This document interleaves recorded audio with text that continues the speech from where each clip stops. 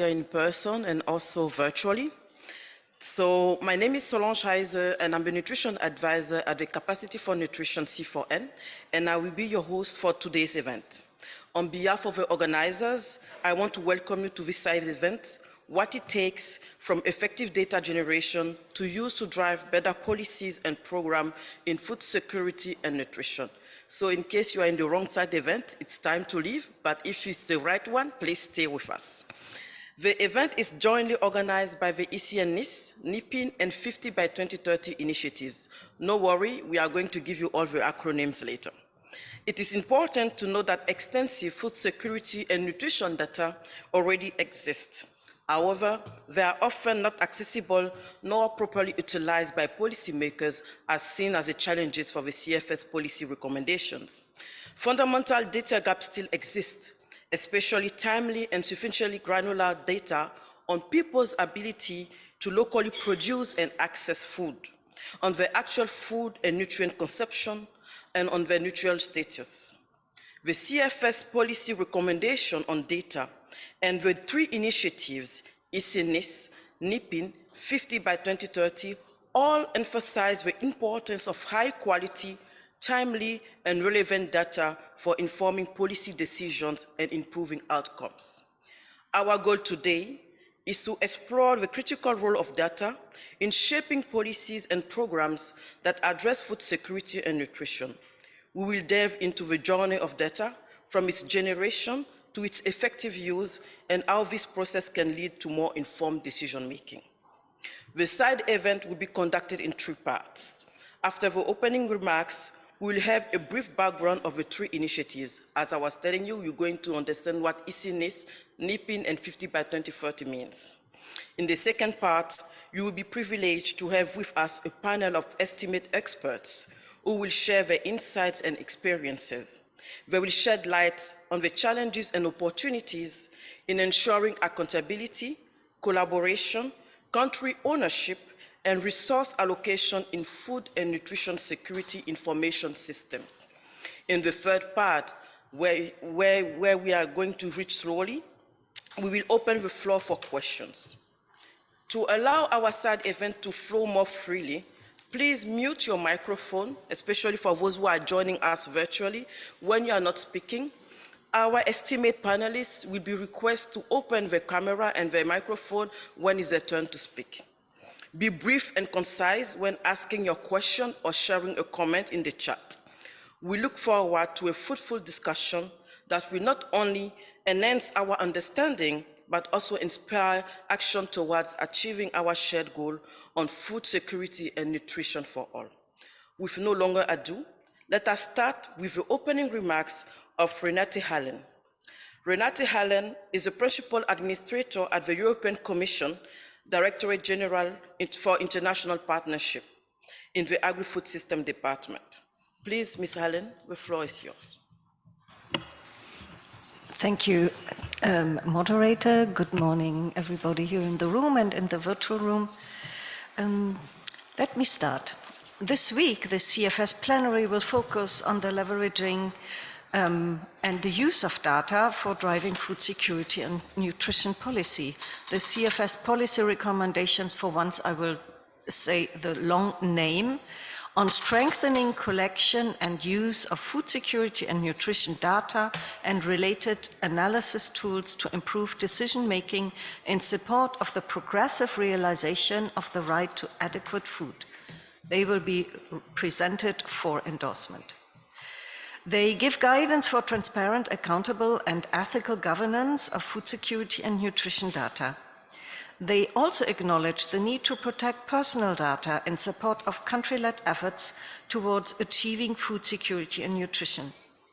Data governance has a wider context.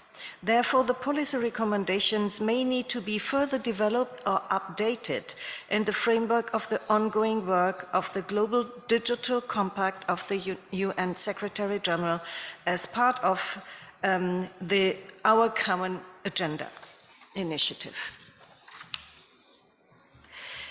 On better drive programs so far, so the data revolution has produced positive impact in terms of spurring new initiatives that respond to the need of effective generation and use of data to drive better policies and programs in food security and nutrition.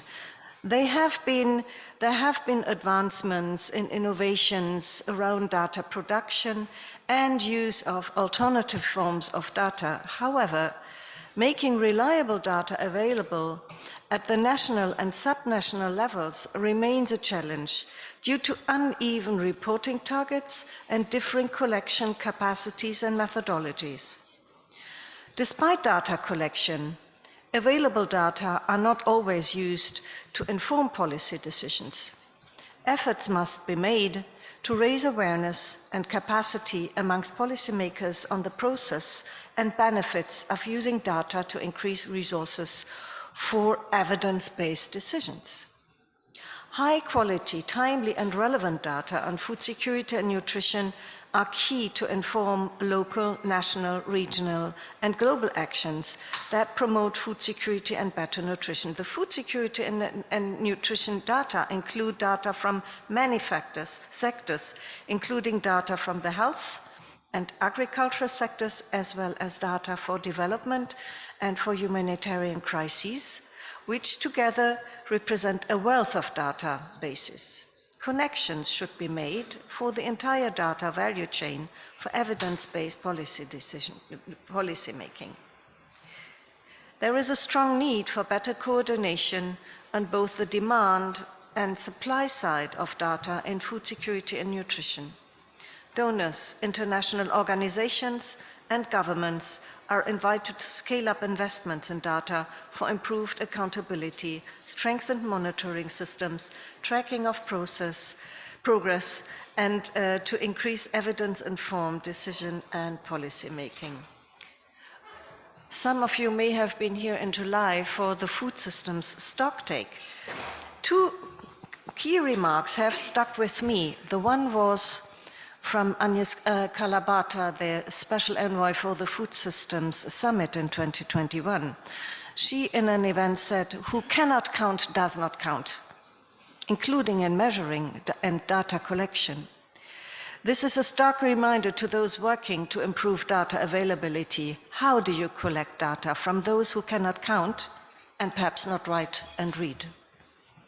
But also, another very catchy sentence that was also said in an event was, "What gets measured gets done." This is the more enchanting call to guide our work.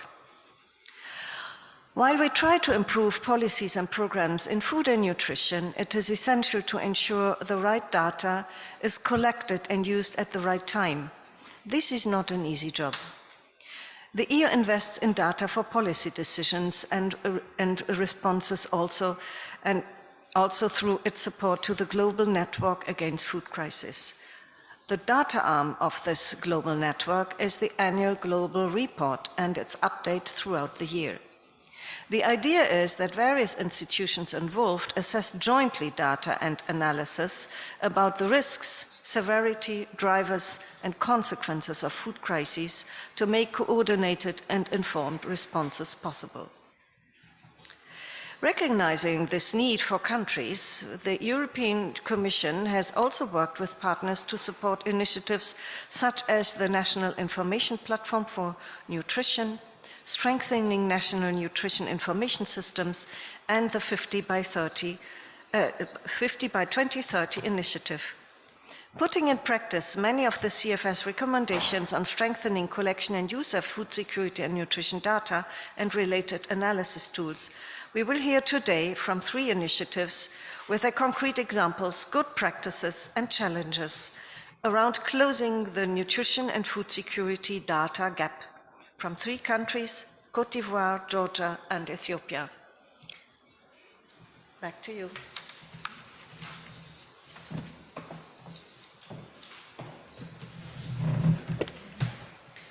Thank you very much, Renate, for your insightful opening remarks. Your point highlighted the importance of data-driven approaches and your call for better and timely coordination will undoubtedly guide our conversations throughout this event. Thank you again for reminding us that we have been speaking for a long time about having better data. We appreciate your contribution and look forward to further discussions on this important topic. Now that the tone has been set by Renate, let us learn more about the 3 initiatives that are making a substantial impact on global nutrition and agriculture. The EC-NIS, which stands for Strengthening Nutrition Information System, and NIPN, the National Information Platforms for Nutrition, are 2 initiatives that, while distinct, share common goals and areas of focus. Both initiatives recognize the crucial role of data in addressing challenges in nutrition and food security. Our next speaker will delve deeper into these initiatives and their intersection. Ms. Laura Barrington is the coordinator of Global Coordination Unit of NIPN in Brussels, which promotes a common approach in the 9 NIPN platforms developed in the overall strategy and common tools. She is also responsible for enhancing NIPN's visibility at global level and ensures coherence with the Scaling Up Nutrition Sun movement and other nutrition initiatives such as the European Commission National Information System, EC-NIS. Please join me in welcoming Laura to the stage. Laura, over to you. Thank you, Solange. And good morning, everyone. Good morning, everyone in the room and online. And thank you, Renata, for your engaging opening remarks. It's an honor for me to introduce 2 initiatives of the European Union focusing on data for nutrition, which provide some best practice examples, which are also outlined in the CFS policy recommendations on strengthening collection and use of food security and nutrition data and related analysis tools. To introduce the initiatives, I would like to refer to a framework here on the slide you see on the screen or here above you, the data value chain, which we often use to illustrate what it takes to go from effective data generation to data utilization to drive better policies and programs. The data value chain for nutrition, as outlined in a paper from 2019 by the colleagues Ellen Piwas, Patricia Fracassi, and David Kim, is an end-to-end systems approach, which not only considers data as a value-added ingredient to work toward nutrition goals, but also as being essential to achieving them. Advancing effective data generation and utilization for better nutrition policies requires multisectoral and multi-stakeholder mechanisms embedded in existing national nutrition data governance structures. And these should be linked to national strategies and planning, which support priority setting on indicators, which you see at the top of the value chain, and then effective data collection and curation, which moving around clockwise along the value chain, to robust data analysis and translation of findings from decision-making, which completes the circle of the value chain. Also required is capacity development at all steps of the data value chain. Many countries have abundant data on nutrition-specific and nutrition-sensitive indicators, yet evidence-based decision-making is hindered due to the lack of meaningful use of these data. Recognizing this need in partner countries, UNICEF and WHO, with funding from the European Union, is implementing an initiative called the Strengthening National Nutrition Information Systems, or EC-NIS for short, which since 2020 supports the generation of nutrition data through existing health management information systems, also known as HMIS, in 5 countries: Côte d'Ivoire, Ethiopia, Uganda, Zambia, and Lao PDR. The overall objective of EC-NIS is to increase the uptake of nutrition information and improve knowledge for policy and program development, implementation, and monitoring. While the focus of the initiative is the prioritization, collection, and curation of quality data from the health system, It also includes data sources and information systems from sectors that may have an impact on people's nutritional status. For example, agriculture, education, and social protection. This year marks the 4th year of implementation that has already witnessed its usefulness of enhanced nutrition data collection, timely flow of data through the data value chain, and use of good data for policies, programs, and for monitoring. To ensure synergies and complementarity of activities and to avoid unnecessary duplications, the countries of EC-NIS have been strategically chosen to align with the countries of the second EU initiative I'd like to present, the National Information Platforms for Nutrition, also known as NIPN. The NIPN initiative was launched by the European Union in 2015, responding to the need to maximize the use of existing data while also creating the demand to fill data gaps. The main objective of NIPN is to create country-led and country-owned information platforms for nutrition to strengthen national capacities in the analysis of nutrition data to better inform policymakers in the areas of policy, program, and investment for nutrition. Now in its second phase, in which sustainability of the platforms is a focus, NIPN is implemented by UNICEF and GIZ, the Deutsche Gesellschaft für internationale Zusammenarbeit, and CATIE, the Centro Agronomico Tropical de Investigación en Enseña, in 9 countries: Burkina Faso, Cote d'Ivoire, Ethiopia, Guatemala, Kenya, Laos PDR, Niger, Uganda, and Zambia, with funding from the EU and the German Federal Ministry for Economic Cooperation and Development.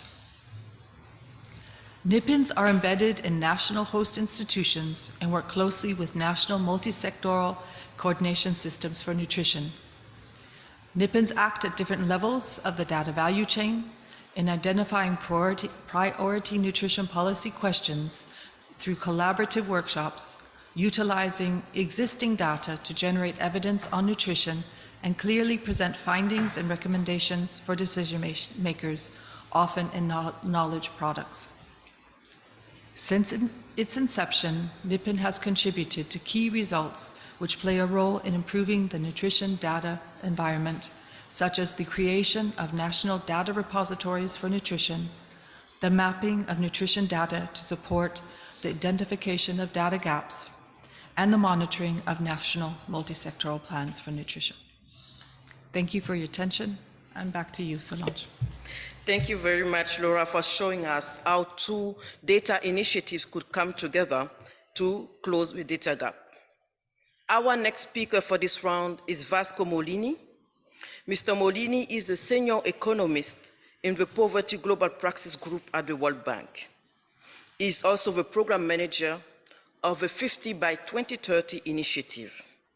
He will share insights on how the 50 by 2030 initiatives is fostering a culture of data used for decision-making to support agricultural sustainability and rural development, address food crisis, and mitigate the impacts of climate change.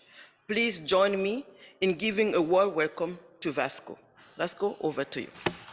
Thank you so much, Solange. So, the 50 by 30 initiative is a tripartite initiative between the World Bank, FAO, and IFAD on reducing the data gap in agriculture. The idea is, in these 50 countries, developing countries, to really make an effort and make a difference in the way data are produced and data are utilized. And the whole idea is really working on the whole value chain. There are a lot of initiatives that have produced data, but sometimes they are not able to make use in the policy making of this data. And also some initiatives that have worked on the capacity buildings, but unfortunately the country was not able to keep up with the data production to the needs of the policymakers.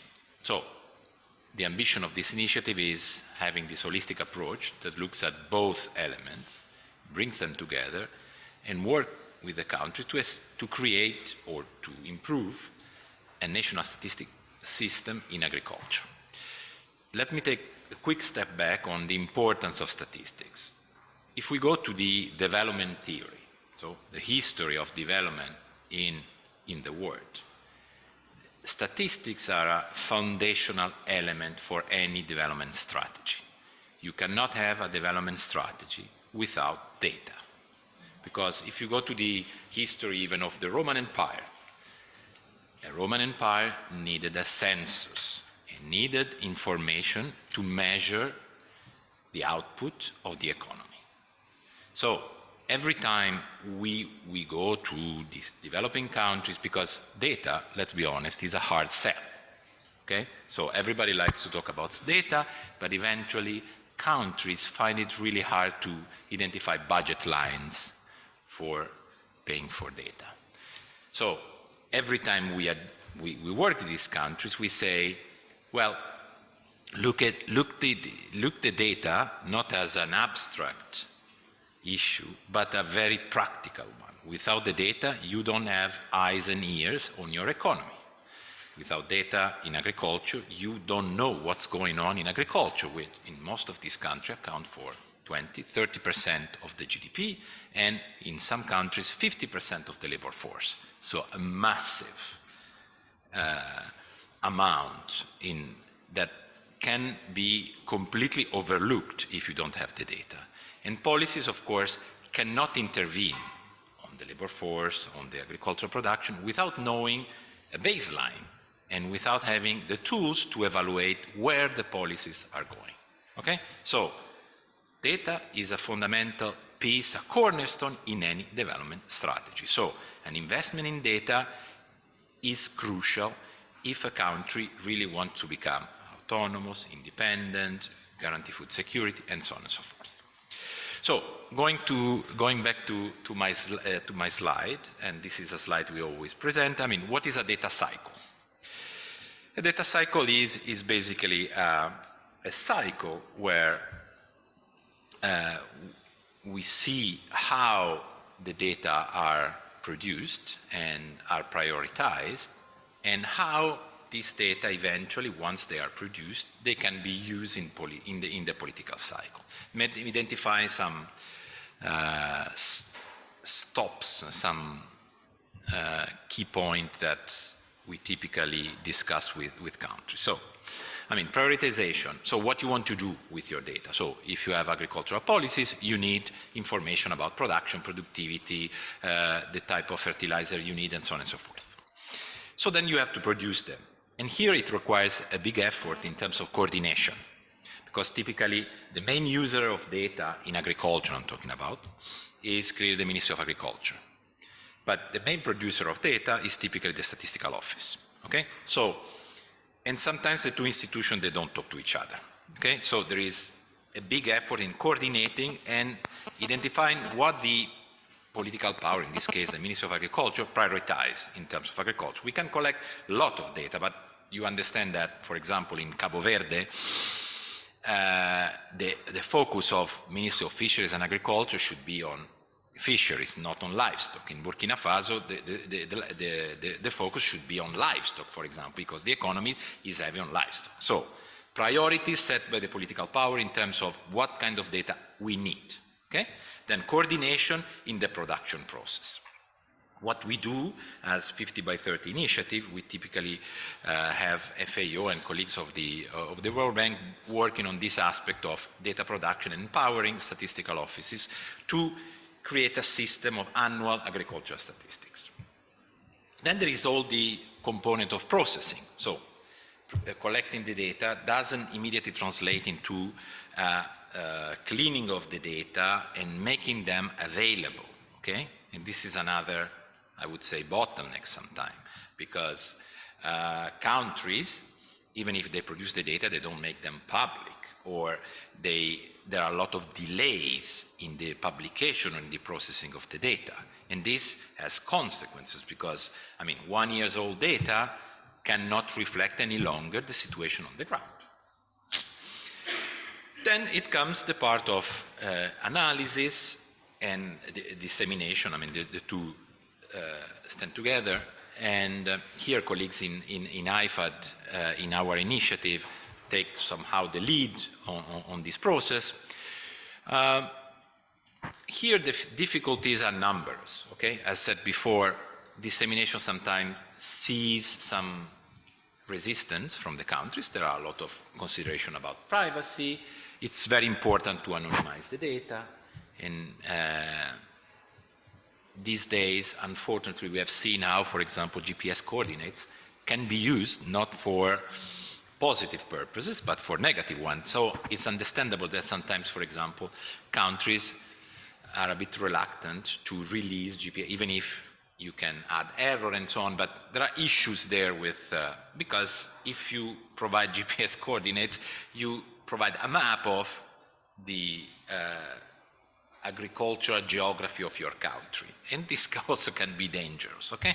So there are concerns on this regard, but of course, I mean, it's important to have this data publicly available, because otherwise users cannot use them, basically. Then there is the element of analysis. And here, of course, it's important to have capacity to do the analysis. There are different levels of analysis. In countries we are working with, the basic level, yes, and I conclude, basic level of analysis sometimes is an issue. So even producing small tables for the minister can be a challenge for the country. So here you really need to work on the capacity and make sure that the data that are produced can be translated into some simple policy recommendations for the political power. And I conclude, since I have only 5 minutes, this cycle cycles back. So have we really produced the data that the country needed?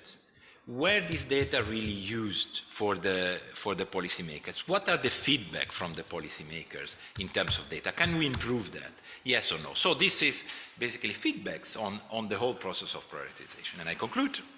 So the initiative, I mean, is really hoping to establish this culture of evidence-based policymaking in these countries, and so somehow using this cycle is trying to make a difference in 50 countries, and the ambition is by 2030. Thank you so much. Thank you very much, Fasco.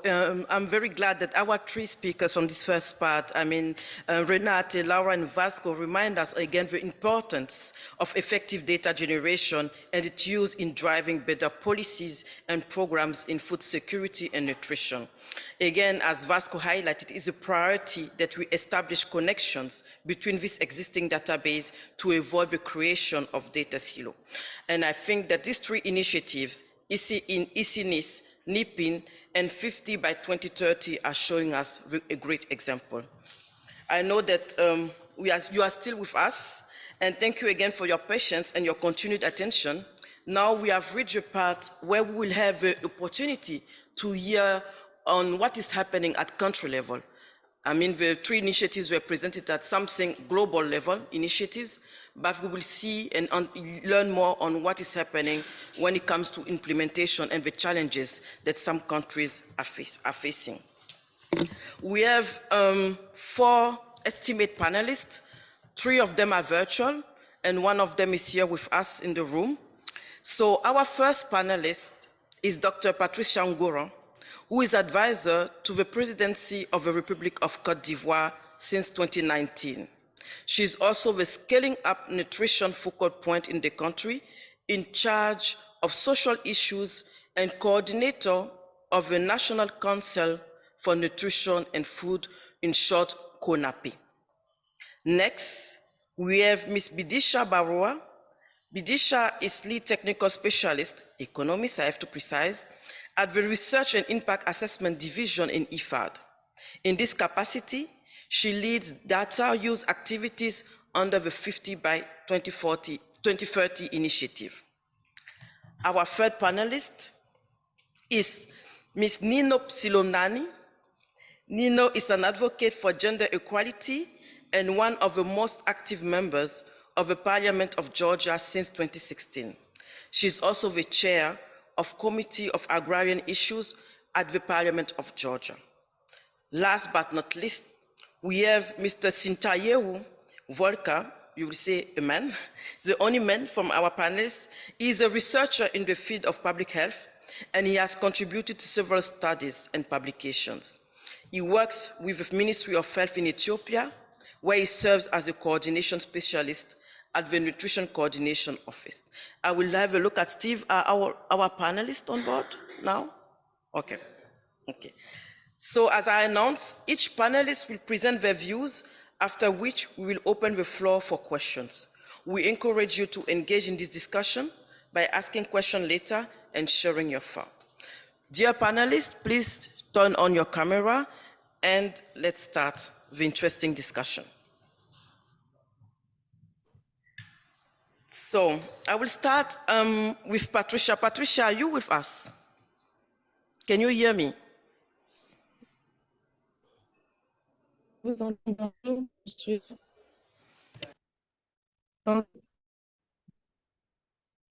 Allô? Vous m'entendez? Allô? Oui, nous t'entendons très bien, Patricia. Yep. Tu nous entends? D'accord. So I'm going to ask the question. Okay. I will ask the question in English. And we have the translators that are going to translate it into French. Sorry. So what role can the multisectoral platform play in ensuring accountability and collaboration for all contribute sectors to food and nutrition security information systems, and what are the challenges in Ivory Coast?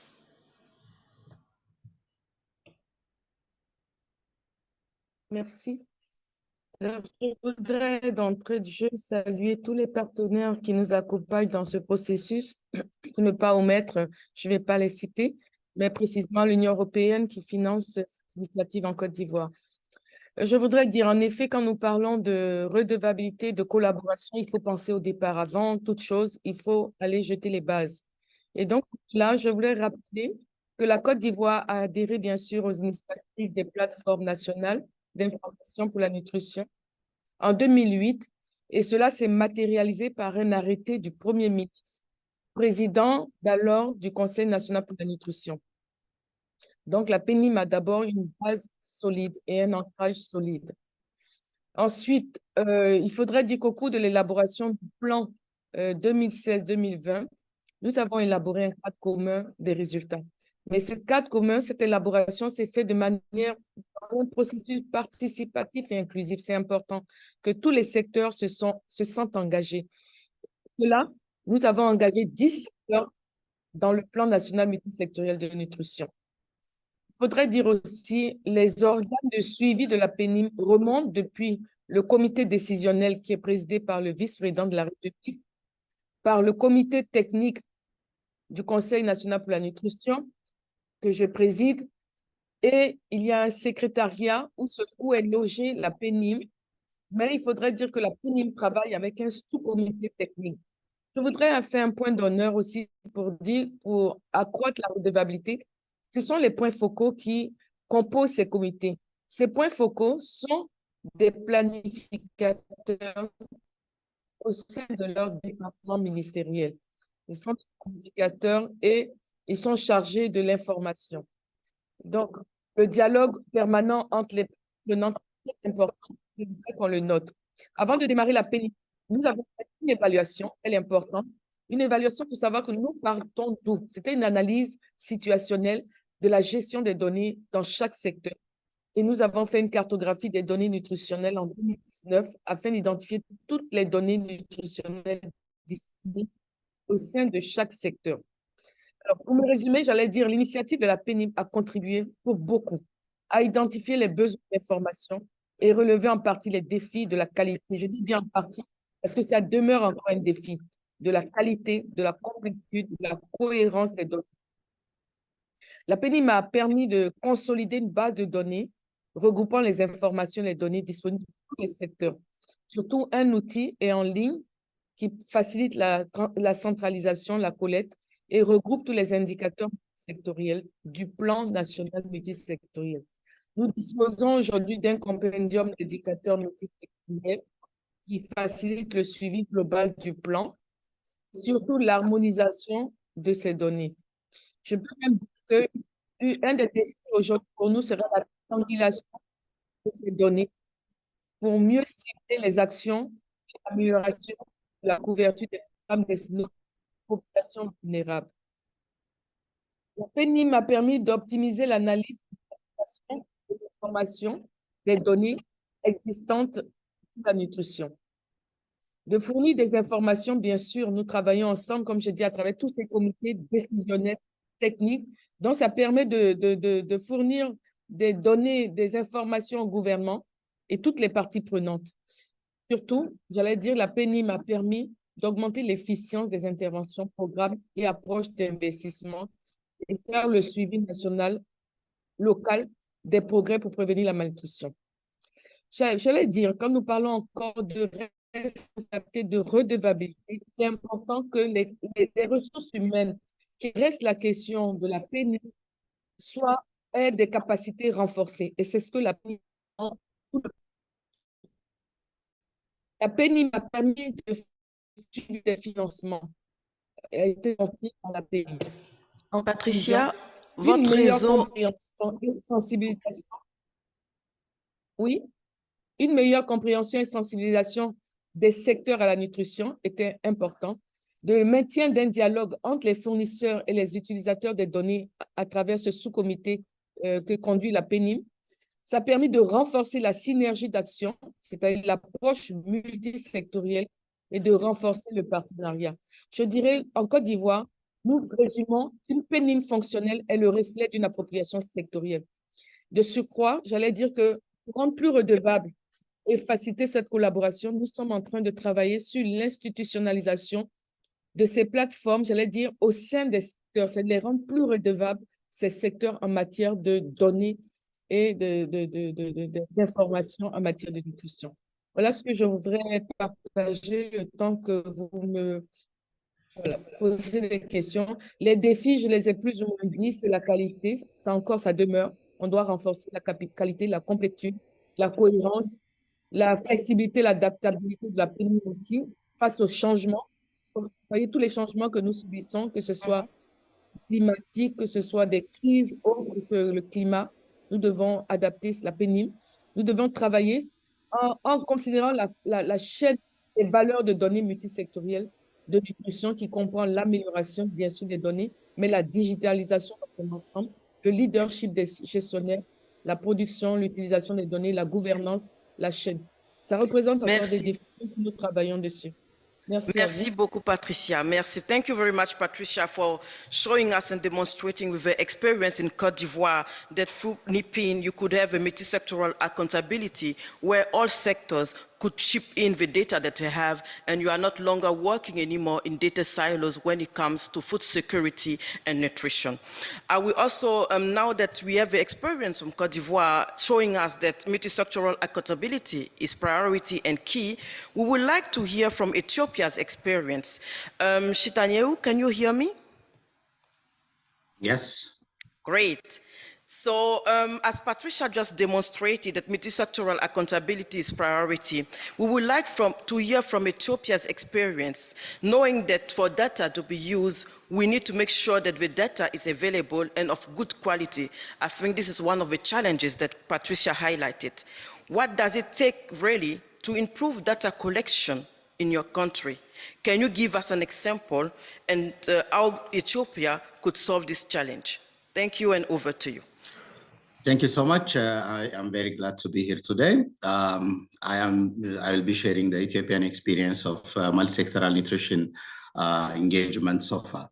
So Ethiopia, to go briefly on the background of the Ethiopian nutrition activities, Ethiopia has launched the food and nutrition policy in 2018, which is a backbone for the activities we are working here. Later, the 10 years strategy, food and nutrition strategy, with crafted indicators among the implemented sectors signed by 9 different sectors. So the food and nutrition strategy is on plus. And there is an independent monitoring and evaluation framework which allows around 140 indicators to be followed from the lower health system structure to the federal level. At each level, there is a scorecard labeled to monitor the performance with red, yellow, and green. And there is that following allows us to have quality data. Along with, we do have a unified nutrition information system, which starts from the lower health system level, health facility, to the federal level. At each level, data are produced and used for decision making and analysis. To do so all, we do have, as we know, multisectoral coordination is a good platform to coordinate the sectors to have a quality data at each level of the health system. The other is infrastructure development. The government of Ethiopia intensively has invested on infrastructure development related to nutrition data, production management analysis, and so on. The other is capacity building at each level of the health sector. We do have a training capacity development procedures, TOT trainings for healthcare providers, for that matter, the leaders, because the leadership commitment is very essential to do so. The other is system improvements, the Wi-Fi connectivity, other tools that we use for data collection, analysis, and so forth are in place. And the other, of course, the backbone is regular monitoring and evaluation that we have do regularly based on the need from the ground, as well as our approach. The other end, the one factor is tailored approach. We do have around 30 status. So tailored according to the regionalization is the backbone. The data need and the data quality differ from regions to regions because of different factors. So tailored contextual approach for data production and the use is the other one. Thank you so much. Thank you very much, Shitayo, for this insight into how Ethiopia is generating data. Something that we could understand is that you are going from bottom to up, collecting the data at the lowest level, and then reaching at the highest level at the coordination. One important thing also, sorry, that was made in Ethiopia is the capacity building and the coordination and development of infrastructure. Sorry, I will get some water. So our third speaker is from IFAD. IFAD stands for International Fund for Agricultural Development. And Bidisha will tell us a little bit in relation to the CFS policy recommendations that put much emphasis on the critical role of national governments in establishing relevant and sustainable food security and nutrition data systems and promoting data use. How are international governments doing? Because knowing that they have a strong supportive role, what are the experience to foster country ownership and uptake the process related to data use? Thank you. Thank you, Solange. And that's really a very relevant question, particularly given the emphasis that the CFS policy recommendations have put on the critical role of national governments, and also how would international organizations and initiatives such as ours, 50 by 2030, work towards that, towards the goal of better data and promoting data use. From the 50 by 2030 experience, first and foremost, and I don't have to, it's probably repetition, the countries need to be in the driver's seat when it comes to developing a system, data system that works for them and that is relevant for them. And related to that, how would they use the data? So this calls for a demand-driven and participatory approach in which countries can prioritize how they wish to use data in the short, medium, and long run, and what kind of support is required from international organizations and initiatives. In 50 by 2030, we do this in the form of engaging with the Ministry of Agriculture right at the outset, identifying the gaps and particularly areas where support is needed, And it's what we have also learned, and we've been doing this now in quite a few countries, is that it's important not only to identify gaps, but even more vital is to discover and build on existing strengths and foundations. We've learned that there are many country-based institutions that can and should be engaged. That is something we are really aspiring to do. And these organizations, these institutions have the necessary essential skills and deep knowledge of the context, and this allows us to work with the support system that already exists on the ground. So we have focused, and I would say that, we have learned. So we have learned, perhaps in the beginning of the initiative, the focus was to understand gaps. Now we are increasingly trying to understand what are also the strengths, what are the foundations, who are the partners. So what we are trying to do is, along with that, also build a network of, understand the network, the data ecosystem that exists in the country and how that can be leveraged for better data use. The other point that that we have learned from 50 by 2030 experience is that the country ownership needs to be established right at the beginning. And that actually requires some thought on financing and the sustainability of initiatives. Any initiative that does not have the country putting in resources may not sustain. And actually, so it's very important to think about the sustainability of the country data system. And financial systems need to be put in place on how these data can be collected. Collecting data is, after all, quite expensive, and so is promoting data use. So along for 50 by 2030, we not only, and I'll actually let Vasco perhaps talk to this, because Vasco has extensive knowledge on how we are doing this, is to not only support financially first this the data collection, set the foundation, but also help countries identify sources of funding that can eventually sustain them, and so that they can take over the system, the data systems and its use.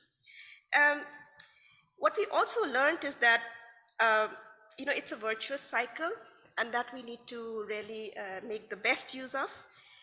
As the value of data is realized, as data use is systematized, the demand for data increases. There's a change in the culture of data use, and accordingly there's more investment and ownership of the data that are being produced. And this is, like I said, this is a virtuous funding, this is a virtuous cycle with further funding, and particularly self-funding is likely to follow. And we have with us representatives from Georgia, which is an excellent case, and which we to talk about. Let me just reflect a bit before I end on what can multilateral institutions and initiatives such as ours can do. And what have we learned? We've learned that we have to evolve and we have to adapt. As country ownership increases, capabilities strengthen, the role that multilaterals and initiatives such as ours play will change. We'll have to change, and we have to adapt. Perhaps at the beginning, we have already discussed the importance of capacity building, of trainings, investment. Yes, those are very foundations, and we have to set the foundations strong, help the countries build from what they already have. And perhaps as country capacities increase, the role of initiatives such as ours is to provide a push, an incentive, and opportunities for continuous innovations, to be really the broker of knowledge of what are the best practices that countries can adapt to their own context. Our role is to promote and foster peer learning networks, to connect to connect stakeholders within the countries, and set up an ecosystem that is strong and that is self-sustaining. So accordingly, 50 by 2030, in many countries, we don't stop our work only by working with the Ministry of Agriculture. Naturally, we work with the NSOs also. But we work with the ecosystem. We want to work with universities, we want to work with local think tanks and other stakeholders, other government departments that have a say in data systems. It's important to know, therefore, the players in a country, and to really be able to be the broker, the linkers, and to set up this system, this community of data users that can really interact and self-sustain. Thank you very much, Bidisha. I think as an economist, you pointed out one of the key challenges when it comes to data, financial resources. But I could hear also that you are talking about adapting the CFS recommendation to the country. We have to tailor them to the country needs. We need to strengthen the partnership when it comes to discussion around data. But also you were talking about a virtual cycle that is there that we cannot see. But as we know, action speaks louder than words. And we have Nino here, who will tell us a little bit on Georgia's experience on financing data. So Nino, are you with us? Yes, hello, I am with you, but unfortunately, I'm struggling to switch on my video and I'm not able, but I hope that you can hear me. Okay, great. We can hear you loud and clear. So, Nino, regarding financial commitment, I would like to know what kind of investments are needed in data-driven solution in the short term and in the long term. Can you tell us more about the Georgian experience? Thank you, and over to you. Thank you very much, dear colleagues and distinguished participants. Creating data and sharing this precious information is helpful for everyone, but those who work and create policies like us, parliamentarians, this kind of information is really very important. Me, as a member of the parliament and chairperson on the Agriculture Committee, I am the one to whom data collection and analytics refers. As reliable and accurate statistical data has a crucial role in policymaking, evidence and data-based approaches make our decisions right and effective, and also measurable, which is also a quite important thing. I will quote World Bank report, which mentions low and lower middle income countries spend around $600 billion in the agricultural sector, often without good evidence to inform those investments. Governments and businesses, including smallholder producers, are often shooting in the dark, making critical policy and investment decisions without the benefit of quality agricultural data. Georgia is amongst those countries who has begun cherishing data and statistics for creating better policies. In this context, it is particularly important to mention the support that we receive from our partners, their best practices and valuable insights from their own experiences, which we subsequently apply to our own situation for faster progress. Latest initiative in these fields gave the National Statistics Office of Georgia opportunity to participate in an international project on agricultural statistics known as 50-2030 initiative implemented by FAO. The new project aims to support the development of the agricultural sector, improving the quality of related statistical data and facilitating the production of baseline indicators for the SDGs. Within the framework of this project, Geostat begins to conduct a spatial survey. Geostat has also been also provided with the necessary equipment. Within the project, the National Statistical Office of Georgia has already conducted a large-scale training for field personnel, more than 200 Geostat employees. During the training, the survey methodology and the instructions for filling out the questionnaire were discussed in detail. As a result of the survey, both additional indicators of agricultural statistics and indicators of the UN Sustainable Development Goals are obtained, namely SDG 5, which means the percentage of people with the ownership or secure rights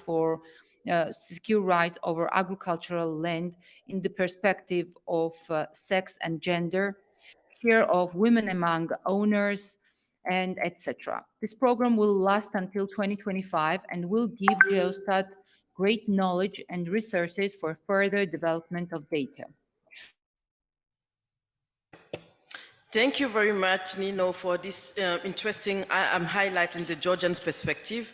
Again, as we are looking at the time, we will now thank our panelists. We would like to thank Patricia. Thank you. We know that it's very early in Côte d'Ivoire. We would like to thank... Portal.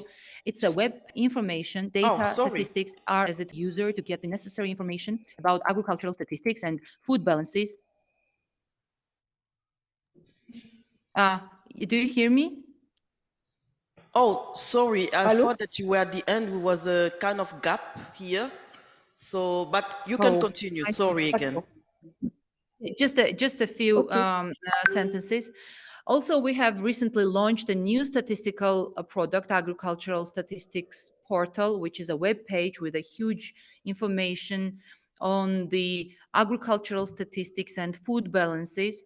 National Statistical Office of Georgia developed the portal with the financial and technical support of the U.S. Department of Agriculture. The portal serves as a singular gateway, providing easy access to statistical information about agriculture.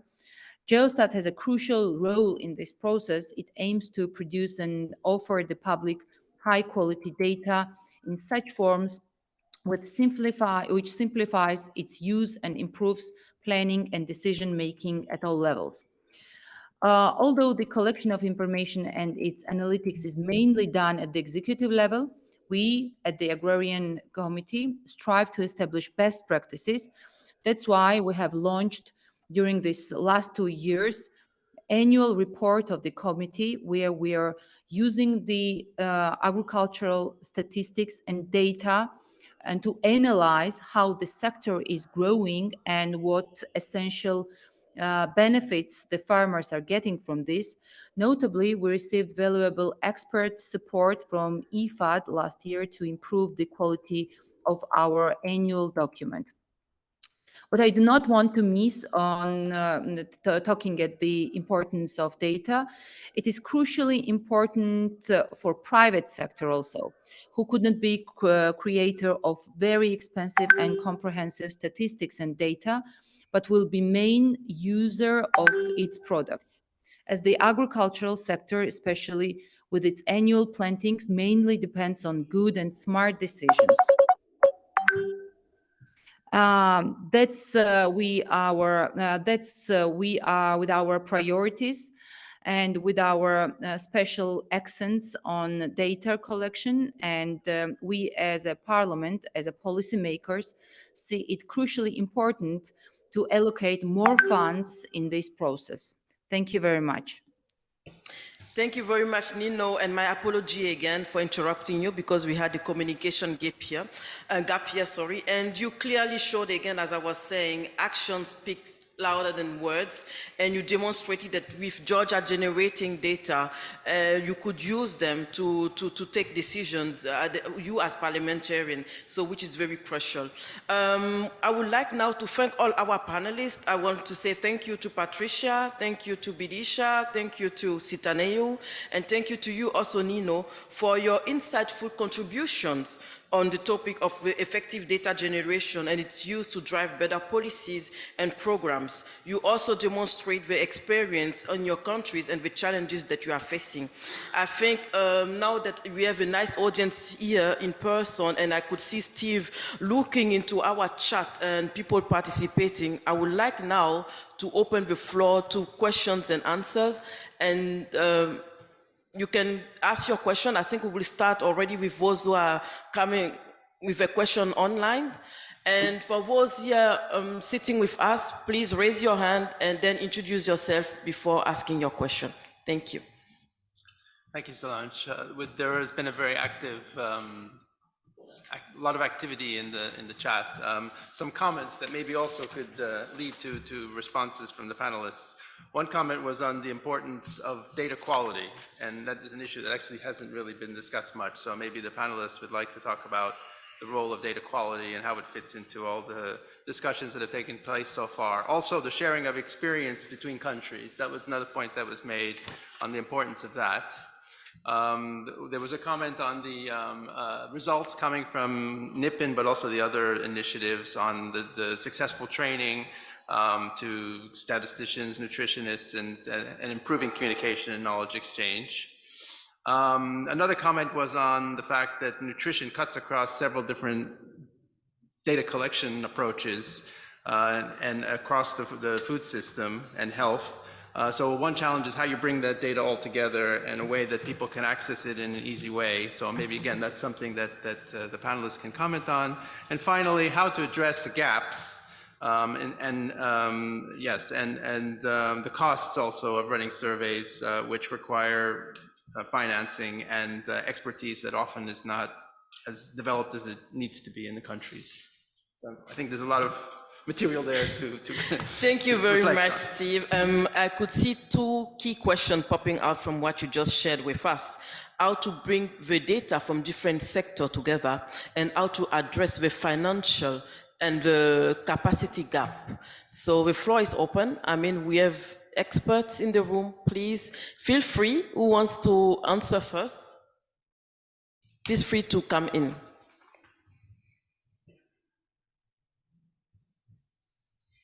The question on financing gap, did you say? How to address financial gap and capacity building. And then the other question is how to bring together all this data. Thank you, Solange. I could come in on sharing the experience of NIPN in capacity building. Hello? And in fact, there are many steps in starting, founding a NIPN and initiating the multisectoral collaboration within NIPN. And one of them is a capacity assessment on nutrition within the ministries. The NIPN platforms, generally they name a focal point, or they identify a focal point in all the relevant ministries for the liaisoning with NIPN, with the platform, and they ensure that that focal point has the knowledge and background to be able to transpose the work of NIPN into the ministry and vice versa. And so there's a capacity assessment in the relevant ministries and the focal points, and they set up a capacity assessment plan, and they conduct quite a lot of capacity development from the platform into the different ministries, also working with academia as well, and linking with academia for further capacity building as well. So that's a little bit about NIPN, and maybe yeah, on the financing. So, as I said before, I mean, typically asking countries to finance the data is an hard sell, okay? And it is an hard sell because it's often not perceived as a priority of the countries, but as a priority of the donors. So, how to overcome that? I mean, as I said, is kind of difficult. I mean, what we are doing as 50 by 2030 initiative is typically working with the World Bank lending operations, where, I mean, countries are borrowing money and borrowing this money to invest either on data or on agriculture. We work either with agriculture operation or statistical capacity building operations. And there the idea is that, I mean, for a certain amount of time, I mean, countries receive, I mean, this money that they invest, but at the same time, you put in place a mechanism where they identify budget lines to invest on data. So the hope and the ambition is clearly that after this period, typically World Bank project lasts 5-6 years, the country gets the data and start to appreciate the difference of having data, and at the same time, they put in place mechanism level of Ministry of Finance to invest in data. Okay, so when the project expires, they have already in place the institutional framework, the infrastructure to continue investing in the data. And also, there has, a sort of cultural change has occurred, because having the data available on an annual basis, as we recommend, well, makes them see the difference in terms of policies they can actually monitor or develop having the data rather than having. Thank you very much, Vasco. I have Patricia online who wants also to join into the discussion. Patricia, please. Allô? Oui, merci. Je voulais dire en effet, la question de financement des données est une question très importante. C'est pour ça que je voudrais vraiment parler des éléments de toutes les initiatives. Quand on est Patricia? ce sont des... Patricia? Pardon. Et dans le cas... Patricia, si vous Allô? m'entendez, est-ce que vous pouvez enlever votre vidéo? Comme ça, on pourrait mieux vous entendre. Merci. C'est bon, là? C'est parfait. Merci. Alors, je disais que la question de financement des données, c'est une question très, très importante. Je pense que les pays se sont rendus compte de ce gap. Et j'allais dire que la Côte d'Ivoire, en s'inscrivant à la PNIM déjà, dans le cadre de toutes ces initiatives que nous mettons, c'était d'abord les ressources humaines.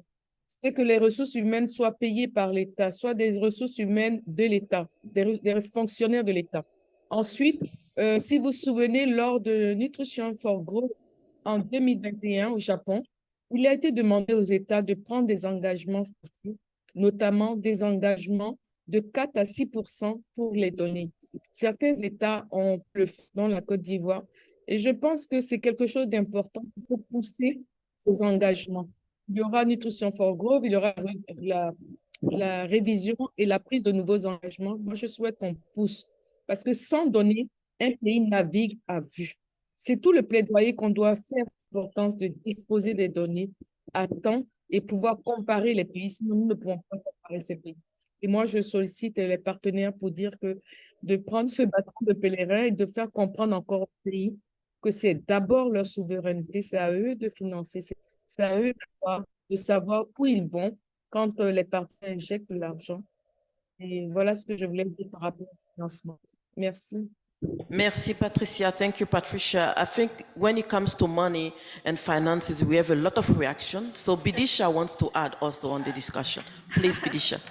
Well, it's not so much about the financing, which I think Vasco has really addressed very well. I want to just reflect on the question around capacity gap. And, we work in addressing capacity gaps. That's definitely there. And particularly, one of the ways in which we try to do that is through trainings. And that's what we have been doing for quite a bit. But we also have some learnings there around trainings, We are very fortunate that in 50 by 2030, we have countries of very diverse capabilities. And we find that when it comes to capacity gaps and how to address it, countries have a very clear idea on how it can be addressed. For some countries, the request is of trainings, right? And for other countries, the request often comes in the form of data tools. What kind of what they require is something that they can manipulate. The data can be manipulated, visualized, and interpreted with a lot of እኛ ቴክኒካሊ ማስጨበጥ ያለብንን አስጨበጠን ሃይ ሌቭሉ ይሄድ በቃ አሁን እኛ እነሱን ጠርተን ማስጨበጥ ያለብንን አስጨበጠን እንላካቸው ሁለት ነገር what my advice to you is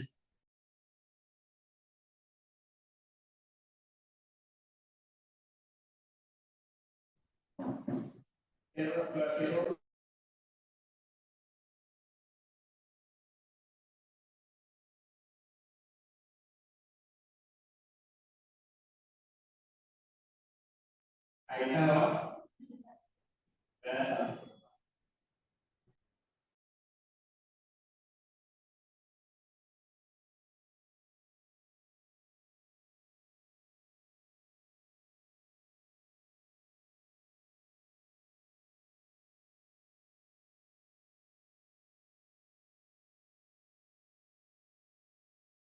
to think about capacity the gap and how to address it in overall, we've learned that it's not only through trainings. There are other ways in which this can be addressed, and of course, some of this is meant to be a band-aid. What can we do right now at the moment to address the current requirements? What should we do so that in the medium run there's more self-sufficiency? What can we do in the long run so that we can exit from the country? This is really the way we are thinking about a phased or phased-wise approach towards data use. Thank you very much. Thank you, Bidisha. Do we have questions in the room? No? So we go then online. We have Elisabetta and another Nino who wants also to ask a question. So Elisabetta, please ask your question. For interest of time, please be concise and brief. Thank you. Good morning to everybody. I'm Elisabetta Carfagna, full professor of statistics at the University of Bologna. And I would like to talk about the fact that as chair of the Special Interest Group on Data Science of the International Statistical Institute, I am trying to organize some training, and not only training, but also other kinds of instruments for involving and engaging people in different countries, and particularly in developing countries, in order to take advantage of new data sources for producing statistics. And the basic idea is that new data sources have to be combined with traditional data sources in order to avoid bias. So what we are focusing on is making research on new methods for elaborating data, for collecting data, and also then for disseminating data in a more efficient way in order to reduce costs and have a higher quality result, higher quality statistics, and possibly also timely statistics. So it would be great to have the possibility to collaborate with institutions in order to obtain this result. Thank you. Thank you very much, Elisabetta, for highlighting again this point that we have to work with everyone, especially with research and academia, if we want to succeed and obtain our objective. So now, Nino, please introduce yourself and the floor is yours. Good morning. I have not questions, but I would like to comment. I am Nino Kulat. I'm fully representing Ministry of Environmental Protection and Agricultural of Georgia. The Ministry of Environmental Protection and Agricultural of Georgia serves as users leveraging various data to inform policy making, decision making, and strategic planning. Ministry utilizes data to analyze trends, identify areas of improvement, and measure the impact of policies and programs. In this process, of course, we use National Statistics Office data. In this regard, I want to say that National Statistics Office of Georgia calculated new indicators within the Project 50-2030 initiatives. Among them, SDG indicators, which in this context of policymaking has an important role for our ministry. As part of this initiative, employees of the MEPA, we are trained on the introduction of Power BI using agricultural data. And in conclusion, while we have made notable progress, we look forward to continue cooperation in this regard. Thank you very much. Thank you very much, Nino, for your contribution. And we could see that in Georgia, there is a lot of interest on data and how to improve food security and nutrition. We have a question in the chat again, looking at the sustainability. I think Patricia said it a little bit in French, but since the audience is speaking English, it was a little bit difficult. So the question is like, how are you looking at the sustainability for such initiatives? Because you are financing the data, coordinating everything. And at the end of this project, on the long term, what is going to happen? I think any of you can answer, if you wish. Okay, Laura wants to jump in. Okay, I'll start up for NIPN. And in fact, I mentioned in my introduction that sustainability is a focus, one of the focus of the second phase of NIPN. And we're working with 9 platforms. And one of the activities that the platforms are undertaking at this time is developing a sustainability plan and looking at the 3 aspects of sustainability, technical aspect, the financial aspect, and the institutional aspect. In the technical aspect, there's a lot of capacity development and capacity building that's ongoing to ensure that the relevant functions within the ministry and the multisectoral collaboration have the capacities to continue the work. In financing, I think that's a very clear need of looking at other resource mobilization possibilities, and institutionally looking at the functions and activities that a NIPN platform undertakes and ensuring that they're really embedded in the institutions that are conducting and these activities, so organizationally but also financially. Thank you, Laura. Vasco, yeah. just short. Yeah. So, I mean, the initiative 50 by 2030 has this idea of sustainability in the name, because by 2030, we would like to, in the countries we have been working with, basically to phase out, okay? And phasing out means that what we leave behind is a country that is already investing in their agricultural statistics and has the capacities, I mean, to manage and to utilize this data. So, if I can conclude, typically all the development initiative should be focused to make ourselves redundant, okay? So, and they need to have a timeline, okay? And of course, to have that, we really need to work way ahead on elements that can improve the sustainability of any of these projects. If there is no timeline and there is no strategy to make ourselves redundant, I think that we are going back to this vicious circle where, I mean, aid continues to be there and there is no capacity for graduation. Thank you very much, Vasco. Thank you again, esteemed guests here in person and virtually, for your patience. I think I've seen that my right hand is gender balanced. Steve has left, and now he has left the floor to Annalise Borrell. Annalise Borrell is the Senior Advisor for Nutrition and Social Protection, Nutrition and Child Development at UNICEF. So she will summarize the takeaways and also do the closing remarks. Thank you very much for contributing, and Annalise, the floor is yours. Thank you very much, Solange. Good morning, and colleagues here and online. As Solange has said, I'm with UNICEF and certainly very, very committed in UNICEF to supporting a very much a multi-sectoral approach to the collection of data for nutrition. Just in closing, and just a few reflections and summary, I think we've heard some excellent examples, both from global initiatives that we've heard today on EC-NIS and NIPN, as well as 50 by 2030. So some really important examples. I think so wonderful to hear from Côte d'Ivoire, from Georgia, and from Ethiopia on the examples and how this is operating in practice. I think what I hear is we really need to approach this from sustained efforts. This doesn't happen overnight, it takes sustained efforts, and those efforts need to evolve over time, recognizing new opportunities, new gaps, new threats to these data systems.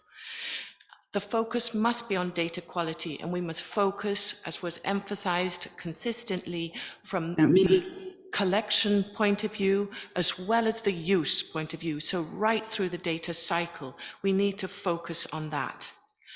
But our efforts need to be tailored to the context and the countries. The countries are starting at different points, and so context matters. We need to meet countries where they are. They have huge capacities. They have national institutions. They have NGOs and civil societies and governments who want to lead this. So we have to really support those structures, those mechanisms.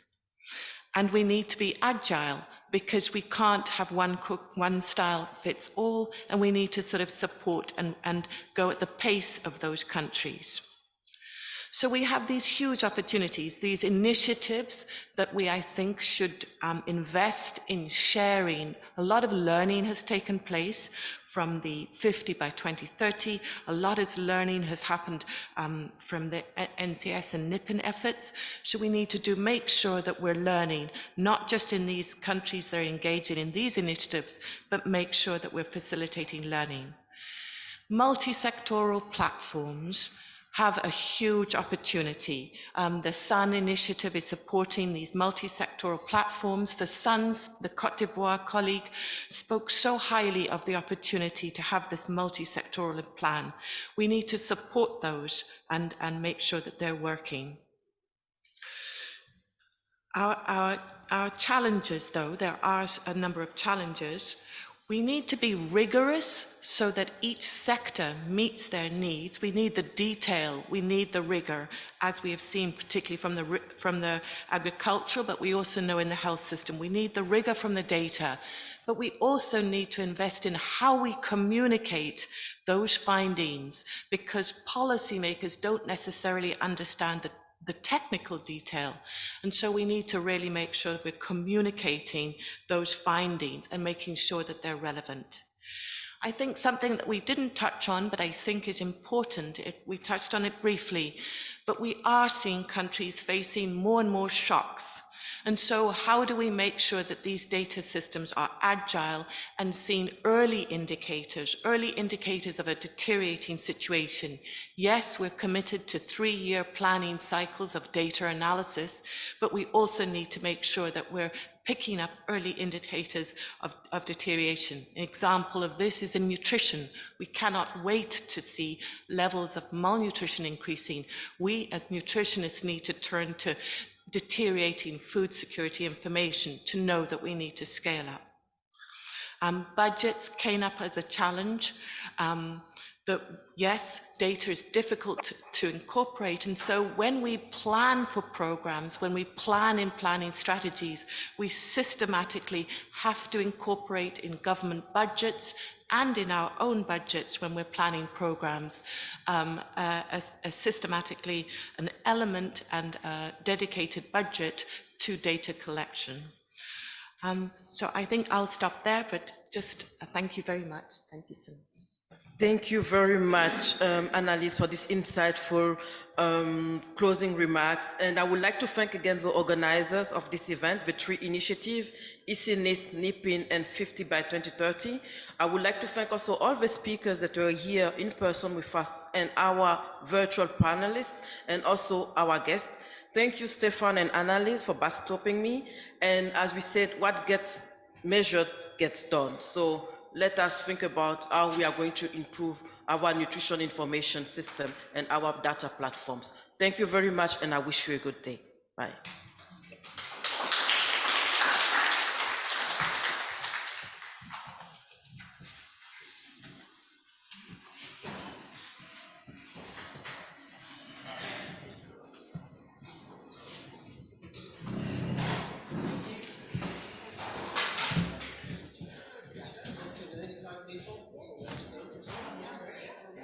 Hey, how you doing? How are you? Good.